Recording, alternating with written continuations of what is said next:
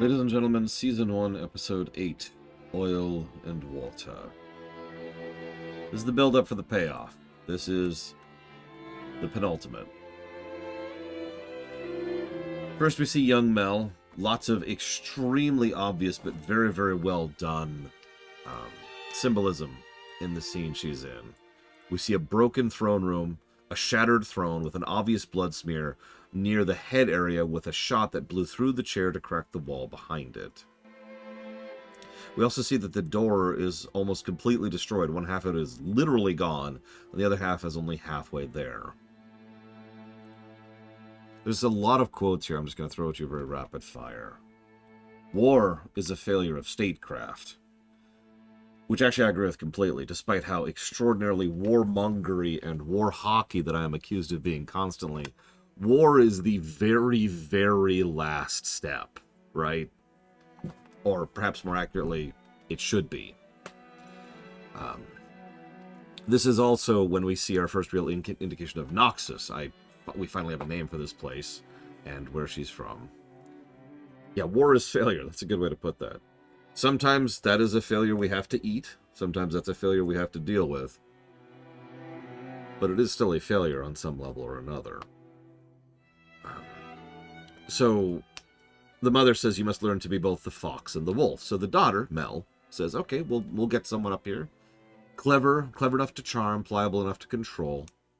And the mother, of course, says, I will give you the world if you prove you can take it. Which is a really messed up quote when you think about it for 5 seconds. What is it with awful parents in this setting? So Mel decides to show mercy, and in this case, it's worth noting that mercy for Noxus qualifies as strip her of everything that she owns and banish her to the far colonies, which also means she would still be a part of Noxus territory if she's in a place that is called colonies. So this isn't true banishment, this is just exile of a sort. Okay. The mother instead says you kill her now so only one has to die. If you let her live, thousands must die. There's a validity to that sentence, which I am loath to even admit. You know, you don't want the pretenders to the throne thing. But it's also the kind of thing that's also kind of self-fulfilling, right? It's also worth noting, and real-life history has proven this many times, that just because you don't have someone who is actually, you know, the claimant to the throne, doesn't mean you can't pretend. There have been lots of times where someone's like, oh yeah, no, I'm totally this person who you killed 3 years ago. I escaped at the last minute. Nobody, they thought they killed me, but they put a body double, and now I'm back, and I'm ready. Follow me. Yeah, pretenders are our thing. Not just pretenders to throne, but pretenders to the throne. It's a whole thing. Yeah, Noxus is just kind of... yeah. So then, of course, Mel says, don't worry, we can show the people we are merciful. And so she naturally kills her and says, no, the wolf has no mercy. Yeah. Mel wakes up with a shock, and you could see how much it bothers her. We can also see how much Mel isn't Noxian in mindset, or at the very least, she's not her mother. Which is good, because Mel has certainly been a cold fish for a decent chunk of this show. But we've also seen she has capacity for things like empathy and affection, sympathy. So the fact that Mel has something going on is nice. I like that. It's a nice touch. And it shows how, despite her having been banished out here, she's still trying to make the most of it. Yeah, decapitation in front of a child. Jesus. Yeah, Mel is pragmatic, and she is. But there is a difference between pragmatism and cruelty. A lot of people like to blur the two because similar actions can be taken in both reasons. But Mel's mother, who I actually don't have a name for, by the way, it's just Mel's mother, she's cruel. This is someone who actually thrives in an environment where she is constantly trying to shove down on everyone else around her. Hey, there's that theme again. Sorry for the audio glitch. Ambessa is apparently her name. I was paying attention for her name, and yeah, you're right, they didn't actually see it. Oh, the details. So many details here are kind of crazy. It's a little bit silly how many details are here. So honestly, I'm going to go and admit something. I didn't comment on something last episode. There's a bit where Jinx was fighting Echo, and Echo couldn't bring himself to kill her, so Jinx just kind of let the grenade go and roll off to the side, which I didn't realize actually had implications, but it totally did, because Jinx was dead here, or at the very least injured to the point of death. Didn't quite catch that, because I didn't think they were going that way with it. But no, now we see that, yeah, no, Jinx probably should have died right here on that bridge. Probably did that deliberately. Unfortunately, Jinx kept the Monosphere, which means it was all for nothing. Great.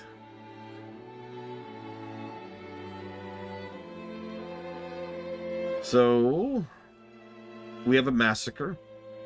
Jace is legitimately shocked. Amazing animation. They show the eyes altering and dilating slightly. He even throws up for it. Thanks for showing me that. Oh, I'm not even sure I want to, Clace, but I believe you. Noxus strikes me as a conquering power. Excuse me, an expansionist imperialistic power. Let me be specific about my terminology here. So yeah, Jace sees consequence up close, which is good. You need to see consequence of action. You need to see what happens when you decide to say, hey, go do. He also sees the mechanical butterfly. And Mel, she's not taking it the same way I thought she would. So then we cut to Caitlin, who's being torn up by her mother. You are a counselor's daughter.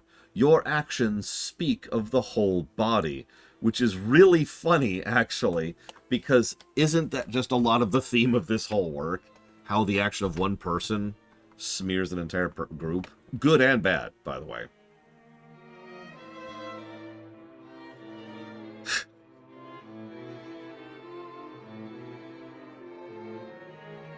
And then we cut over to Silco. Silco ran to Singed. Pretty sure that was his name. Save her, please. Panic, panic, panic. Says a lot about Silco, by the way. Mr. Big Crime Lord. So Singed says, yeah, sure, I got this. After all, Singed knows a lot about preserving someone's life at the expense of all that makes life worthwhile. He even says as much. Sometimes death can be a mercy. And Silco's like, oh, no, she won't die. She can't. I understand. Then he knocks out Silco, because Silco can't be a party to what he is about to do.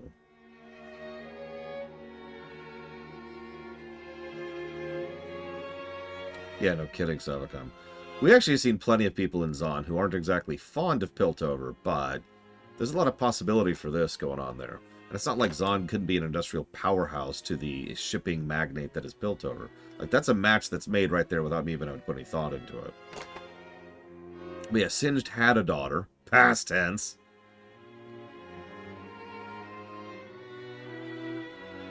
So Finn shows up again. Makes a half-assed play at Twitface's ego. Points out the obvious, that Silco's slipping. Okay. And then we finally have Mel's mother come forth in the flesh. A little bit too much flesh, actually. A little bit less flesh, Mel's mother, please, thank you. But actually, I want you to pay attention to everything going on in the background of the scene, because obviously this is a well-to-do mother who is not on good terms with her daughter, and vice versa. But there's a lot of things that they showcase here that are very, very smart. First of all, she has a giant escort. Remember, Piltover doesn't even functionally have a military. It's got the cops. And I'm sorry, I'm going to let my own personal politics get involved here a little bit. Cops, law enforcement, and military should be two completely separate branches. Not even reporting to the same authority, right? Different vibes, different fields of expertise, different everything. Whoosh. Divide those two. I bring this up because the enforcers are not military. The people who escort her out here are very military. She also has quite a few of them. Like, there's a decent number of people here. Also, we get a pretty good shot at the ship she came in. I'm sorry, that's a frickin' frigate. You could say that she'll pangolin, and that's valid, but you have to understand that that still puts her as having a large escort for the area, for where she's going. So, yeah. Oh yeah, and she brings a boy toy, of course. Really quick, first we find out a couple of other things. Her brother's gone. Okay. God.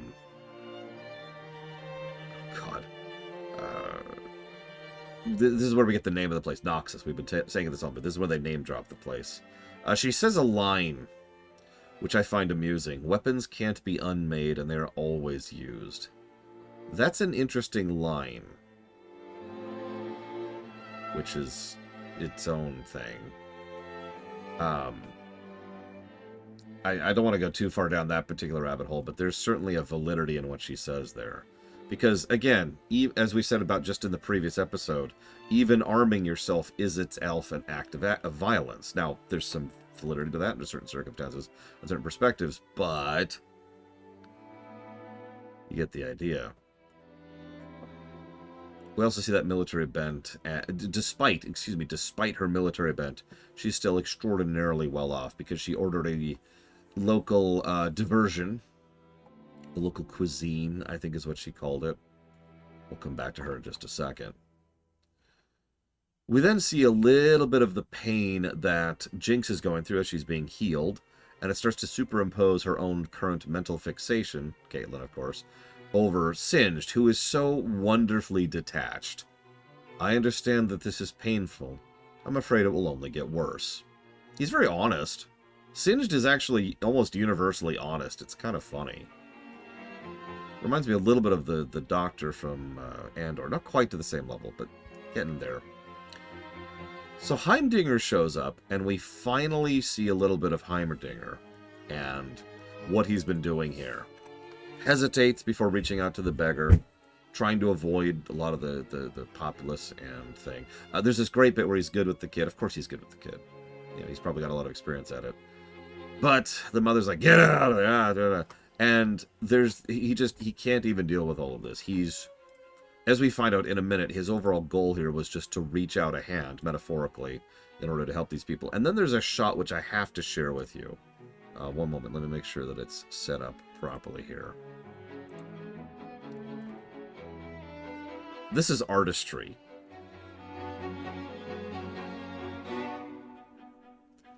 So, there's Piltover over there. That's obvious. But we also see that quite a bit of Piltover is very well constructed. It even literally follows the... I forget what it's called. It's the pyramid approach to architecture, where you have the furthest out is the furthest down, and the more towards the center you get further up. It's usually literally like the further the center is, the buildings are taller. It's not literally on a hill. It's just taller stuff towards the middle. There's a term for that in terms of city planning, municipality design, and I can't remember what else is going on. The river itself going through, of course, obviously. Nice, wonderful docks over on this side. Plenty of doodads on this dock. Plenty of doodads on the bridge itself, of course. The bridge looks rather fanciful, even from here. But you can also tell that it's literally dirty. Like, there's chunks of dirt alongside the staircase over here and on the ground, and just bits and pieces of detritus periodically here and there. And also, seagulls are cawing. Look, it was a screenshot. What do you want from me? Yeah, there's a lot more towers after the time skip. I actually mentioned that earlier too. But my favorite thing about this is the perspective. The camera is not quite at Heimerdinger's height level, but it's pretty far down. Like, this camera can only be maybe 3 feet off the ground, relatively speaking. Right over there, right up against the wall, too. So you've got the widest possible shot, and we've got a huge majority of the city visible, even up into the, like, I know you can't see my hand, but, like, if you follow the line all the way over there behind the bridge. The bridge itself is absolutely dominating the shot, but if you actually pay attention to the composition, there's some really, really good stuff. We've got the city, which is forming the backdrop, even though it actually was only a tiny sliver, maybe a fifth, probably closer to like an eighth of the overall shot is the city. The sky is tons there, but they've got clouds, and the sky itself is colors that are designed to just be there as backdrop for the forest stuff. foreground stuff. The bridge itself dominates the majority of the actual picture, taking up a good third of it. But then our actual character, the character we care about, Heimerdinger, the only thing really moving in this scene, he's right over here. A tiny speck, which of course gets across the thematic significance of this, the story point of this gameplay scene, is him, this tiny little individual, walking against a giant backdrop, a giant bridge, and a giant foreground. Great stuff. Absolutely amazing visuals. He, of course, knows his stuff and finds Echo. And I love the simple but obvious inversion here. Heimerdinger is someone who wanted to cross the river to help the people on the other side and failed. Echo is someone who wanted to cross the river to find people to help and failed. Unfortunately, that's the last we see of them in this episode. I imagine they'll be doing something with this in the next thing. Either way, great stuff. But then they cut from the shot of two people who are curled up under a bridge, no title, no position to speak of, and a broken leg. And they cut right over to the mother, who is lounging in a really large bathtub. Like, that thing's a freaking, not a sauna, what do you call those? I guess hot tub? But no, there's actually a term for that type of large bath. Yeah, like a giant-ass jacuzzi. While someone is pouring... Garden tub, that's actually what I was thinking of. While someone is pouring in... Oh my god, was that actually milk? You've got to be kidding me. While someone is pouring in milk... Yeah, she also has lots of scars, which says its own thing. While she is not only enjoying the hot cloth over her eyes, but a nice massage from her boy toy. Everything about this says everything about her that we need to, because it says a lot about why they are both expansionist and militaristic. Let me give you a little bit of a tidbit. This is a little pro tip that applies to all of human society. I'm not actually joking. Follow the money. You can always tell why and what and where if you follow that economic trail. Follow the receipts. Why is it that Noxus is such an expansionistic power? It's because this woman can now enjoy these kind of perks of peerage. That's the why. The money, right? The quest for the almighty dollar. This also explains so perfectly why she has such an interest in Piltover. Yeah. Yeah, why do you think the Vikings expanded so hard? Yeah. So, also, she then gives a speech about a guy, a general, I didn't catch his name, who used to approach the enemy blind while she has something covering her eyes. You'll also notice how much of a power play this is, right? You notice how much she is flexing here? In a similar way to how Silco did with the Chem Barons earlier, she is forcing Jace to come to her while she is naked, in a bath, enjoying the life of luxury and at a state of total vulnerability. I've actually pointed this out before.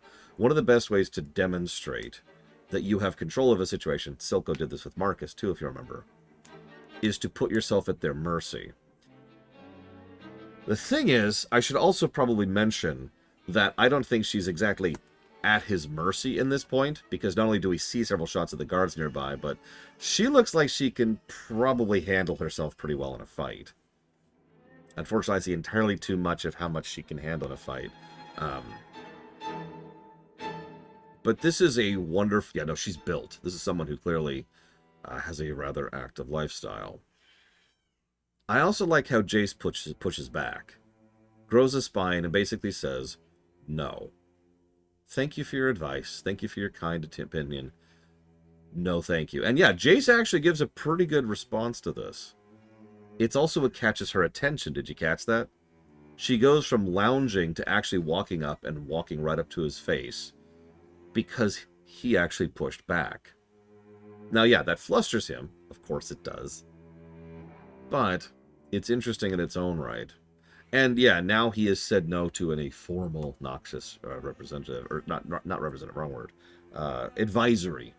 There we go. So now we see that he's kind of playing with fire and probably legitimately does not understand the level of fire he's playing with.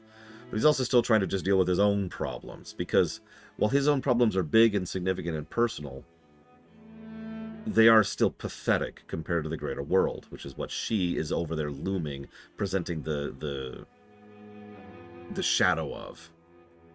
And yeah, I noticed that too, Braglin. So, then we cut to the counselor's meeting. Snobby, haughty counselor, I never caught his name, I don't care, has a line which I actually find really, really funny. What could anyone offer him that he couldn't get up here? What an incredibly ignorant statement. He's referring to Marcus. Of course, Caitlin shows up, gives the big speech, focusing on Silco. Did we skip over that scene, or is that after this?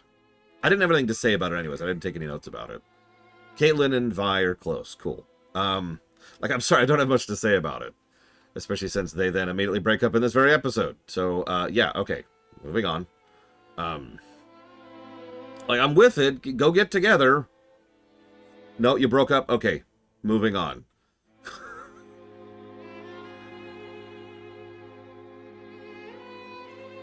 Yeah, they were never dating to begin with. Like, what are you doing?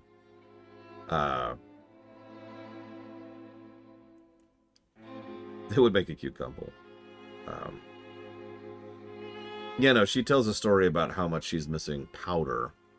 And essentially she's opening up to Caitlin is what's happening there. Which says a level of trust. It says how much Vi has grown comfortable around Caitlin. Which is saying something. That's nice. Then we go to the counselor scene. I did like Caitlin kicking out the door with the gun. That was actually a great scene. Caitlin gives a big speech. And she sells the idea that we need to shut down Silco, and if we do, we can help with the situation. Now, this is one of those things. This is one of those interesting things, because there's this thing I've noticed, historically, but also in the last 30 years, where people tend to say, well, you can't just knock over one person and things get better. Because actually, no, that does tend to work. There are quite a few situations where knocking over the exact right and precise person absolutely improves the situation. I mean, not even with regards to politics and wars. Getting rid of Bobby Kotick was one of the best things that happened to Blizzard in the last 10 years. There have already, as of this very moment in time, been demonstrable and objective improvements to the working environment for the people there, and for the quality of the products we're getting as a result of that. You notice that, not to go too far down this for just a second, but you notice that they've actually unionized. In fact, it's actually a historic level of unionization that's happening at Blizzard right now. And it's as a result of the fact that Bobby's gone. Now, this is a dangerous line of thought, because it's too easy to think like the Assassins over the Assassin's Creed series, who think you can just kill the right person. Oh, it didn't work. Okay, let's kill the right person. Okay, hang on. Let's kill the other person. Okay, let's kill the other person. So obviously I don't want to advocate just assassinating people.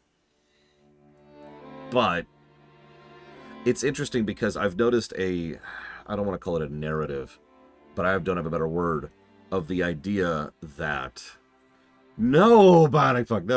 that getting rid of the people in power doesn't do anything, so we shouldn't remove them from power if they're a problem, if they are a rotted fish head, to continue the analogy. I bring all of this up because, keeping this within the realm of fiction, knocking Silco over probably won't magically fix everything. But I'm pretty sure it would improve the situation substantially. Silco is the kind of guy who absolutely is a huge part of the problem here. And he is absolutely trying to make things worse. Yeah, it won't fix the Chem Barons. It won't magically get rid of decades of problems between the two cities. It will not somehow magically improve the industrial lives of every single person down in Zon in 3 days or whatever. But you can't tell me that knocking over Silco won't improve things, especially since given how much time and effort he's been putting for a fairly large amount of time to screw over both cities.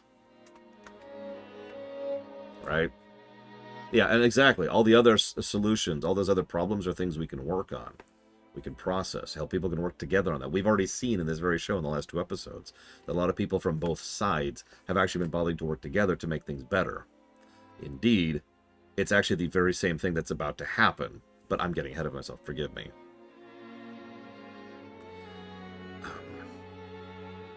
So there's a wonderful escalation of this scene, because Caitlyn functionally is arguing, we need to knock over Silco. And a lot of people there are debating and arguing back and forth. And there's this bit where Jace is just so worn up, tied up in this. He's so wound up about this. He needs to do something, right? Jace is such a fascinating character because despite all his experience, he's still so wonderfully naive, but in a good way. And he still has that fundamental core that's never changed about him. No, I love Jace. He's fantastic. And so even as he's making harder and harder choices, the impetus hasn't really shifted. He still is fundamentally trying to just improve the situation. I actually agree completely. Knocking out the council would probably be for the betterment here. Not in a kill kind of a way, in a remove from power kind of a way. Killing these people, that's not going to help anything. So the scene escalates and the scene escalates, and there's this wonderful bit where Mel is the one who's trying to talk Jace down. Jace, who has a fairly large amount of sway in the council, is arguing for military action. Mel is trying to talk him down into diplomatic action. Yeah, exactly, Bionic Punk. And yeah, Jace is just feeling really, really, really trapped over in the corner here because he's got two things. He doesn't like either of them. He doesn't want to move in militarily. He just saw that bridge. He also doesn't want to diplomatize because all we do is talk about talking. Both options suck. It's no wonder he goes right back to his forge right after the scene, huh? No, Magister, there's no way in hell. Yeah, no, Mel probably has a lot of experience of exactly where this kind of thing is going. So Jace begrudgingly agrees, and this Vi, who then jumps in and says, Silco's never going to discuss this with you. He hates you. He's never going to talk with you. And, you know, I agree with her. This is based on my own analysis and reading of Silco, but I think even if you offered Silco everything he wanted, he would still say no. He is too far down his own rabbit hole. He has gone way, way too down into the extremist matter. He probably was back in episode 3, for God's sakes. So even if they approached him at the table and said, hey, hands out, here's the cards, here's what you want, let's go, I don't think he'd take that offer. So Vi, in my opinion, my analysis, Vi's right here. And she is very honest and very correct about all of this. So now some opinions have changed, some dynamics have changed. Oh no, Caitlyn and Vi have broken up. Actually, did you notice there's a very, very small animation? This show is so good with those. Where Vi stomps out. Caitlyn hesitates and then looks at her mother. Her mother gives like this really, really minor nod. Just the tiniest bit of approval. And then Caitlyn goes rushing after Vi. I liked that. That was a nice little moment there. Nice little approval from the mother, you know, backing kind of. By the way, that's not the first time her mother has had her back. Have you noticed that? She may be a politician, but she's obviously not terrible at her job, which is nice. So, Caitlyn and Vi have their big breakup scene, and it is structured and designed like a breakup scene. I mean, Caitlyn literally says, "What about us?" And we get the oil and water back and forth thing. And so that's awful. This is doubly funny. This is actually probably the only scene in the whole work I actively don't like, because it really does feel a kind of fake. Especially given the fact that Caitlyn, of all people, would absolutely understand the precision power of a singular, precise scalpel strike. She's a sniper. Think about the fight scene that's about to happen if Caitlyn had their back. If Caitlyn had their back and was up there in the rampers, who had the sniper ready to go, calling them. Also, she's probably the kind of person who could have prevented that stupid alarm from going off. Not by killing the kid. She wouldn't kill the kid. None of these people want to kill anybody. But, you know, you cannot tell me that this is not the kind of situation that couldn't have worked out.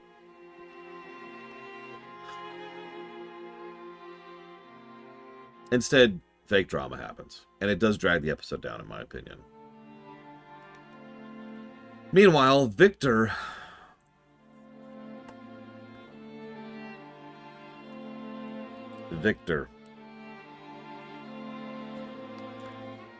Viktor has to learn how to walk again, and then he starts into a stumbling jog, and then he starts running.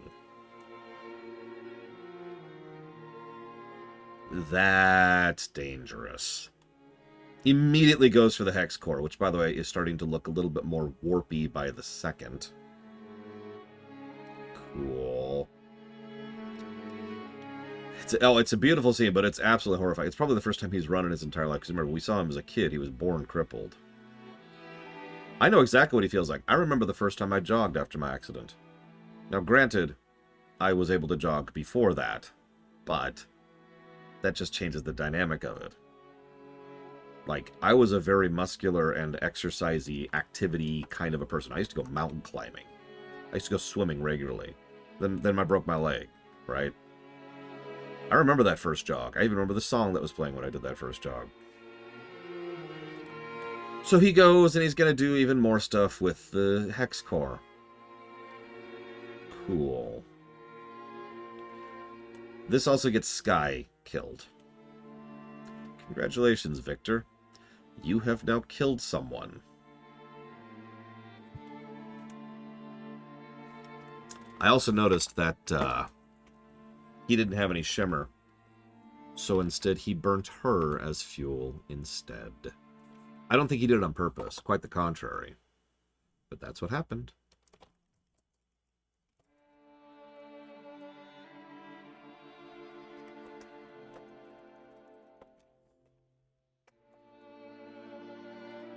Thank you very, very much. The end of time, as always.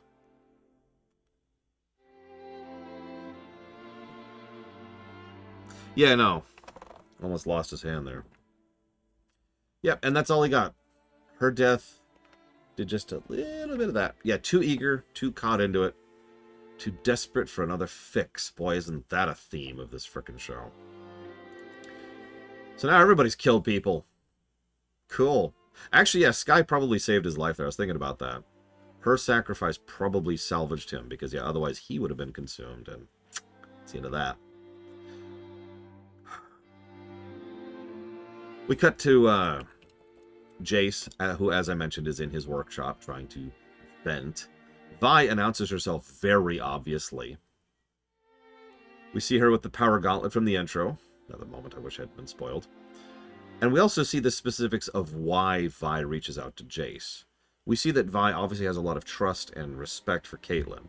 She also mentions that you're the only person she trusted, the one person she was willing to reach out to, which is why Vi reaches out to him. She then twists this because she said, I'm in, and Jace says there's no in, so Vi turns this around into the other direction. Vi basically tries to convince him to join her. I'm going to go take down Silco and his stupid manufactory. You want to join me? Shut down the supply so he can't produce any more of the drug. By the way, really good idea. Probably should have been done years ago, to be blunt. So Jace comes in with the enforcers and the hammer. First thing I want to say is that I love the alert system. It's a bunch of thugs just kind of sleeping, hooked up to some shimmer suits. Yeah. Yeah, no kidding, Brown Jacker. Second thing we see is Jace has got his big frickin' hammer, and God, I love this thing. But before I get into how awesome this scene is, I have to say that this is one of the first action scenes I actually haven't liked. Or miraculously, there's a major part of it that I don't like about this fight scene, of this whole show. Because the problem is, this is all designed so that she comes down and functions as the cavalry. Which makes no sense. Like, I know neither of these people are exactly tactical geniuses, but you can tell that the only reason this happens is so that she can be the cavalry moment.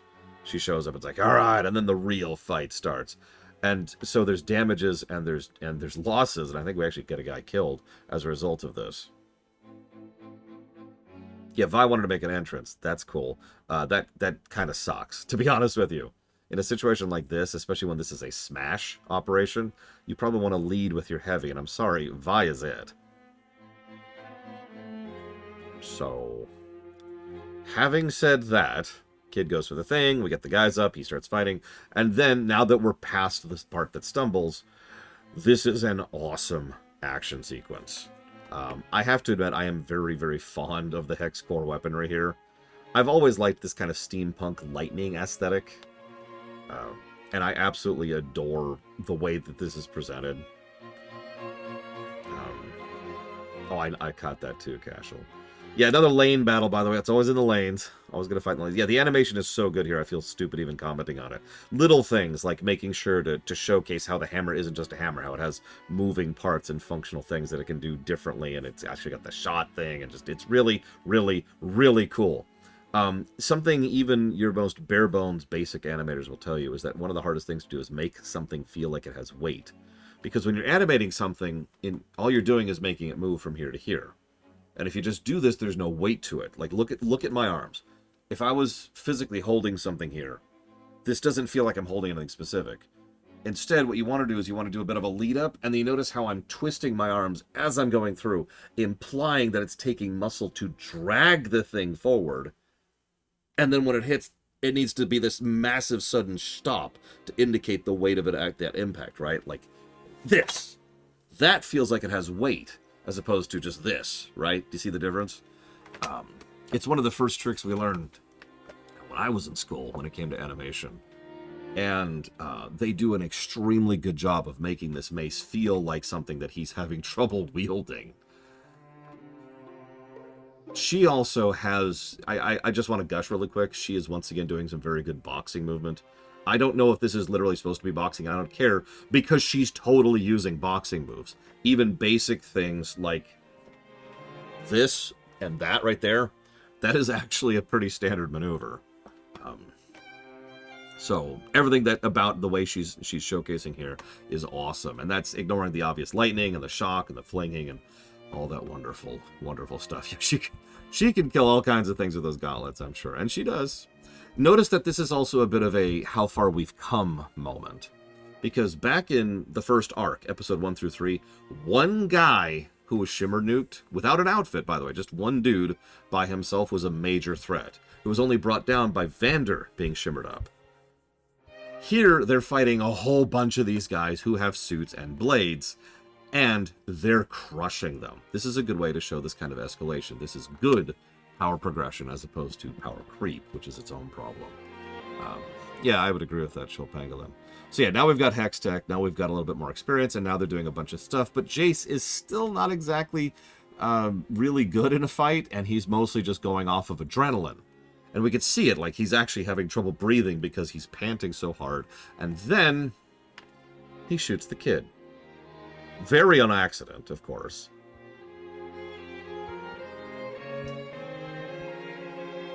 Always check your targets.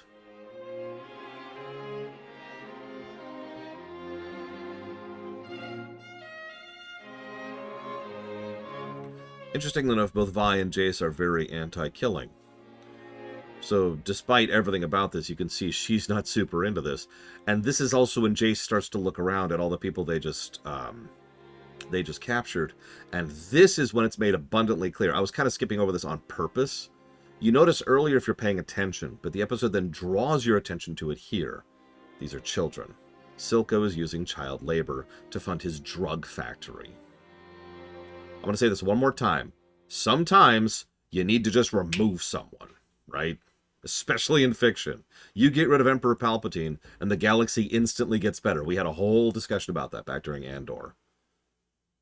I'll cover it very, very briefly. One of the better things that Star Wars has done in the AU is they've emphasized how literally every person at every level of society is all a part of the same despair engine. That the one and only person in the entire galaxy under Emperor Palpatine's reign who actually benefits from the despair engine he has created is Palpatine himself. Knocking him off the board, that's the big one. Similar concept, not to the same extent. So, yeah, there's a wound at the center of the galaxy, like rust. Silco needs to go. And this shot of all the children, that is hammering in, pun intended, exactly why. He has been allowed to thrive entirely too long, and that is their fault, let's be clear. But this is no longer acceptable. This has never been acceptable. The system needs to start improving. Excuse me. The system needs to start improving. Jace physically stumbles. There's this great moment. He does. It's not like, oh my god. Instead, it's just this.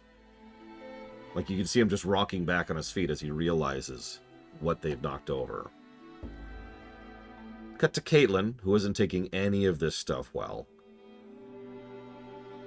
And she sees the symbol in her mirror. They've done this trick several times with Jinx, and I've been paying attention to it. I never commented on it because it was just its own thing. Where she's actually in the shot, but because the lighting and because of the focus, you can't really tell she's there until the lighting and the focus then emphasize her. It's the same equivalent. If you've ever seen a theater play where there's someone on the stage, but then the light shows on them, and now you know they're there, but they've been there for some time. It's the same type of trick, but much, much more subtle and much better executed. It's some fantastic lighting work. This show is crazy. So if you paid attention, I actually rewound just to double check. Jinx is there, visible every time that pillar is visible.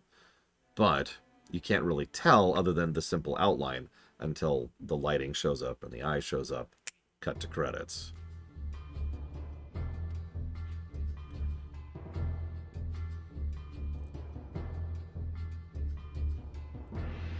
Also, her eye's a little bit different. What are we thinking?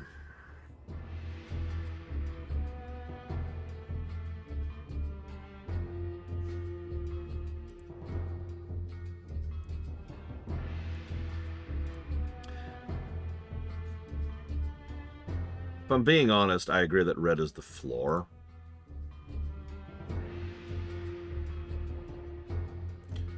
I'm trying to think if anything in this episode really pushes that extra oomph. Yes, Savicom. Is the bot not up? Oh, I think I did. I think I lost the bot. There we go. I mean, an episode having issues doesn't drag it down for purple. We've actually talked about that before. If something having, it would be on the other side, kind of near where Echo was in this episode. This is actually something we brought up before because, and the easiest way to point to this is to point to StarCraft 2. Now, some of you probably know that StarCraft 2 is the best reviewed game I've ever covered. And that's pretty obvious. It's the game that broke the system, right? Broke the math. But the thing about StarCraft 2 that I always feel the need to point out, because it says so much, is that for all of that insane, incredible, masterful score, you have to remember that StarCraft 2 still got... Hang on. 55 negatives to story. And... Hang on. And 19 negatives to gameplay. That is 74 negatives total. Do you know how many games we've covered that don't have 74 points, period? Like across everything, positive and negative? That's a lot of flaws. It's just those flaws are absolutely drowned by the quality. Just completely buried by it. The point I'm trying to reach is that something having flaws does not push it away from purple territory. Where do I think things will go from here? Jinx is going to ruin everything. They're going to reach out to each other. There's going to be a peace attempt. Everything's going to be cool. There's going to be the possibility of things getting better. And they're going to be like one step away to true cooperation. And then Jinx is going to be like, wahaha, I'm the Joker. And then she's going to kill a bunch of stuff. And it's going to go to hell. That's what's going to happen. I guarantee it. I would be shocked if that's not what happens. Hey, Don. Thank you, as always, for the sub. I will put that towards Deathloop.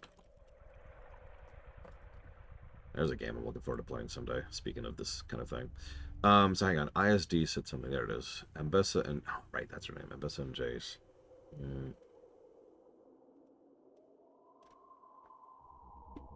Yeah, no, it's going to get jinxed. Right there in the name.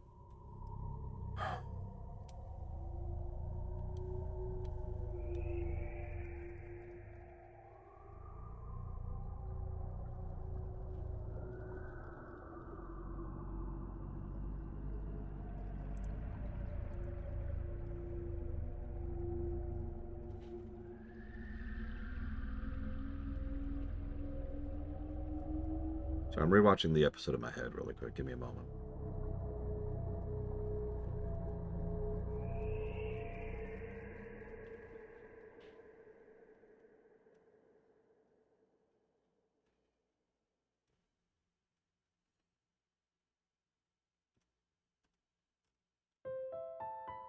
Nap. We ran out of music. I think... I don't feel purple. The fact that I'm debating it this long probably says all it needs to. I'm not feeling purple. I think we're going to go ahead and go with the red. It's a high red, but it's still red, I think.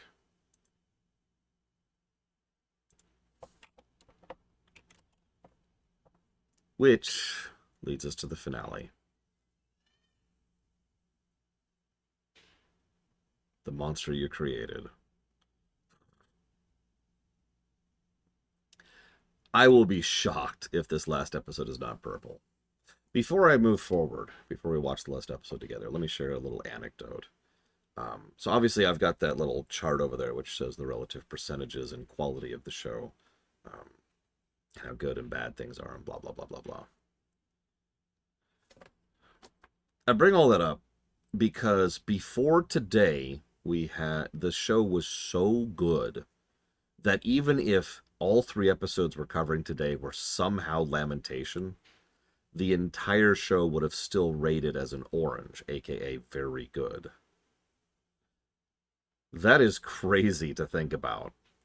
Like, if you had red, red, purple, black, black, black, that would still be an orange show overall. And I think that says all it needs to about Arcane. Let's go ahead and see what we got. Make sure you get your guesses in. Because if you don't get your guesses in, well, you're about to run out of time on that. Otherwise, I'll see you in a bit.